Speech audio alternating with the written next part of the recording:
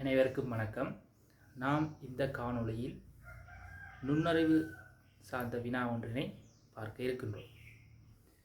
இந்த நுண்ணறிவு வினாவானது ஒரு வருடத்தின் ஆரம்ப நாளை உங்களுக்கு தரும் பொழுது அந்த வருடத்தினுடைய இறுதி நாளை நாம் எவ்வாறு இலகுவாக காண்பது என்பதை பற்றி இந்த காணொளியில் பார்க்க இருக்கின்றோம். முதலில் நாம் வினாவினை வாசித்து அதற்குரிய விடையினை எவ்வாறு இலகுவாக செய்வது என்பதை பற்றி பார்ப்போம். 2019 ஆண்டு 1ஆம் திகதி திங்கட்கிழமை எனின் அந்த வருடத்தின் இறுதி நாள் என்ன கிழமை ஆகும்? மீண்டும் ஒரு முறை கேள்வியை வாசிப்போம். 2019 ஆண்டு 1ஆம் திகதி திங்கட்கிழமை எனின் அந்த வருடத்தின் இறுதி நாள் என்ன கிழமை ஆகும்?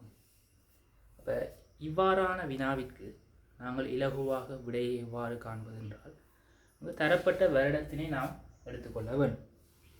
ஆகவே இங்கு தரப்பட்ட வருடம் 2019 ஆண்டு ஆகும்.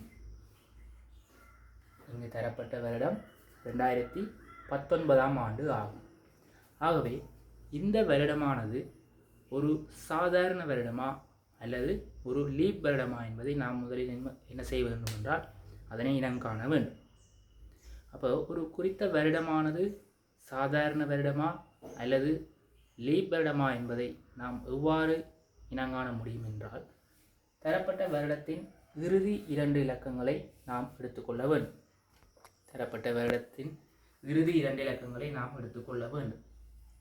ஆகவே இங்கு இறுதி இலக்கம் 19 ஆகும். அந்த 19னை நாம் 4ஆல் வகுக்க வேண்டும். மீண்டும் மறுமுறை சொல்கிறேன். 2019 ஆண்டின் இறுதி 2 இலக்கங்களை நாம் எடுத்துக்கொள்ள வேண்டும். அந்த இறுதி 2 இலக்கங்களும் இங்கே 19 காணப்படுகின்றது. ஆகவே அந்த 19னை நாம் 4ஆல் வகுத்து கொள்ள வேண்டும். ஆகவே நாம் அந்த 19னை 4ஆல் வகுக்கும்போது இந்த 4 இந்த ஒன்றுக்குள் அடங்காது, நாங்கள் பூஜ்ஜியத்தை இட்டுக்கொள்வோம். ஆகவே இங்கு 0 வந்தால் இங்கு 1 19. ஆகவே இந்த 19க்குள் 4 முறை வரும். ஆகவே 16 3 மீதியாக கிடைக்கின்றது.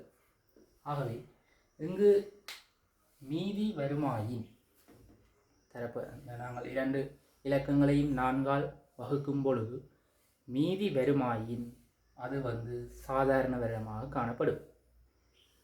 மீதி வராமல் விட்டால் அது ஒரு லீப் வருடமாக காணப்படும். அது ஒரு லீப் வருடமாக காணப்படும். ஆகவே நான் இங்கு உங்களுக்கு தந்துள்ளேன் சாதாரண வருடம், லீப் வருடம் என தந்துள்ளேன். ஆகவே இங்கு கேள்வியில் 2019 ஆண்டு என்பது ஒரு சாதாரண வருடம், ஏனெனில் இங்கு மீதி வருகின்றது. ஆகவே சாதாரண வருடம் என்று சொன்னால் 2019 ஆண்டு 1ஆம் திகதி என்ன கிழமையோ அந்த வருடத்தின் இறுதி நாளும் அதே கிழமையாகத்தான் காணப்படும். மீண்டும் ஒரு முறை சொல்கிறேன்.